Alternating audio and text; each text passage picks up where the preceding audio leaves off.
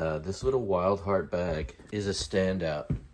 It's what I've been carrying, my clothing, my toiletries. But to my left is the ocean. I ride, I usually take the first 10 kilometers and just go really easy 80.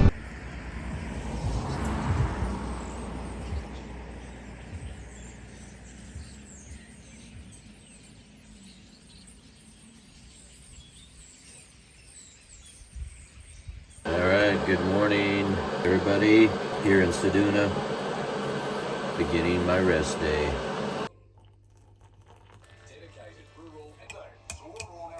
Alright, already had a good start to my day. Bluey has had a bath. What do you think about that, Bluey? You looking at that? You liking that? Huh? No more bugs? No, no more bugs on the windshield. I can see through the windshield.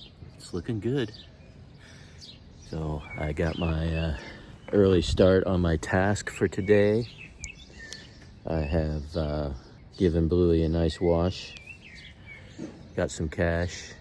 Got my coffee. That's the most important thing. Good little coffee shop here, Seduna Coffee Lounge. And the only thing else I have to do now is laundry.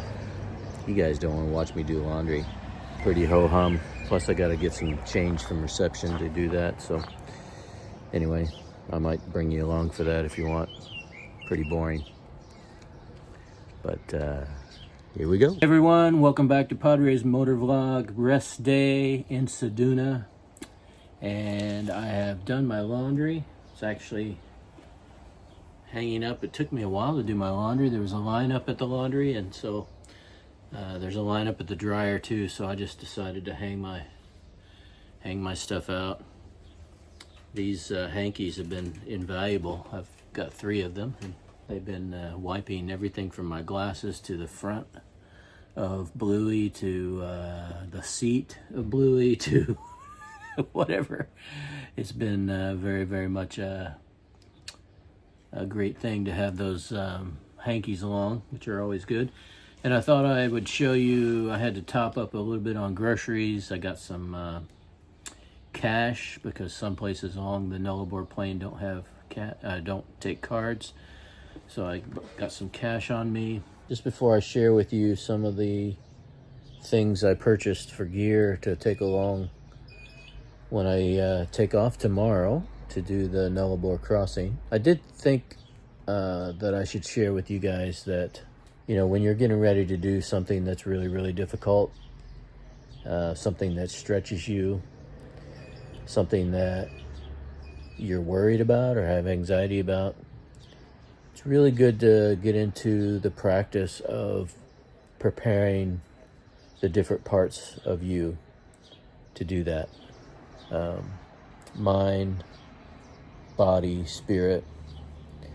So preparing your mind is really all about thinking through the process, making sure you're prepared for anything that might happen, but also not allowing the anxiety or worry to get on top of you. So what I've been doing is I took a day of rest today, and I'm just doing normal things and also trying not to fill my mind full of negative thoughts, but positive thoughts on things I might see, or the fact that I'm getting closer to my end goal, the fact that we will raise money for men's mental health, and that there's so many positives about the process. And so making sure my mind is rock solid, pointed in that direction. Body, it's just making sure that the aches and pains, the things that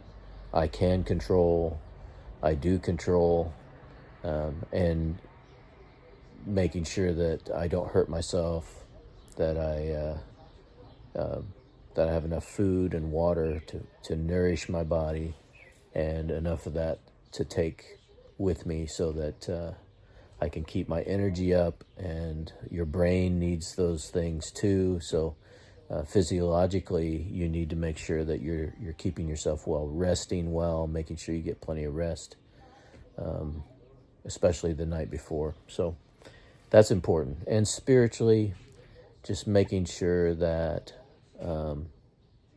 your spirit is fed the way that I feed my spirit as a Christian, as I do a lot of praying. And not just for me, but I find that when I take the focus off myself and pray for other people, like I've been getting messages from people sharing with me things that they're going through, and that really focuses my spirit on kindness, gentleness, seeking the benefit of others before I seek the benefit of myself. These are all things that feed one's spirit, and make sure that you're not focusing only on yourself. A lot of mental illness, anxiety, depression, a lot of those things, parts of those things come from a self-occupation. Like you're hyper-focused on how everything is affecting you in your own mind and in your own spirit. So a really good practice spiritually is to focus on other people, is to focus on helping others, and focusing on praying for others, and wanting good for them. That takes the focus off yourself, and in turn will lessen that hyper active and hyper focus on one's self. So I've been trying to put those things into practice, and I think I'm in a good headspace. My body's feeling as good as it can feel. My mind is prepared, and I am ready to go. And so just a little heads up about the preparations that one needs to do to make sure you're ready to do these things. I had run out of meals, so I went to the store. Nobody had the backpacking meals, so I went and got these little Continental Classic snack pot. Just add water. There's a cheese and bacon. Got 2 cheese and bacons. Got a cheesy rice, a curry rice. I got 4 of those, which is great. That'll keep me alive for a few days or more. The other thing I got are these Fisherman's Friends. I don't know if you've ever had these before, but they're really good clearing your sinuses, but also, you know when you ride in a helmet for hours and you have to smell your own breath for hours, especially when it's really windy and you can't open your visor? Fisherman's Friends are your friend. I don't have bad breath normally, but I don't like to smell it for a few hours at a time, so that's good. My legs are starting to feel it a bit. I had run out of magnesium, so I use these little Voos tablets. They're really good. You just slap them in a glass of water.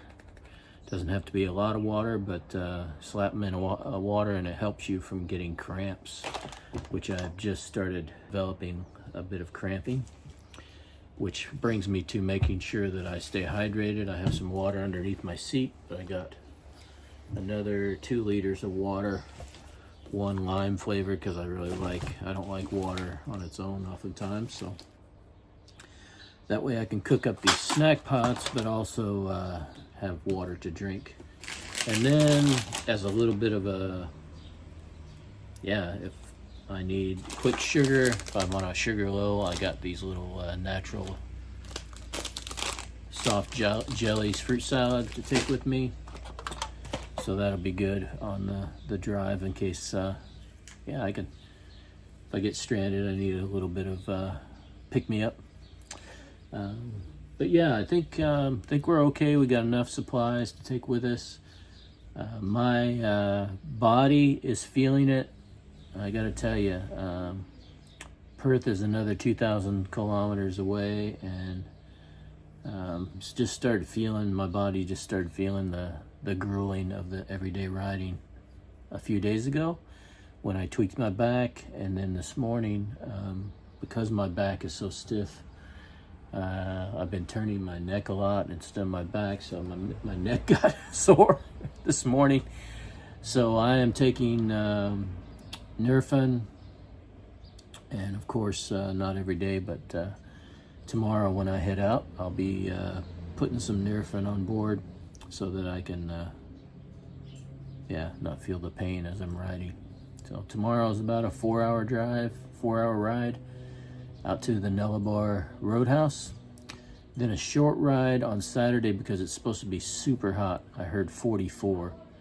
So the next stop will be Eucla, which is a short ride of an hour or two.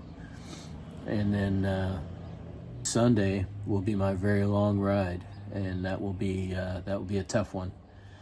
You may be seeing these videos post doing this, but it's going to be my longest ride on the trip, which would be about a 7 hour and 15 minutes if I don't take any breaks, which I will have to.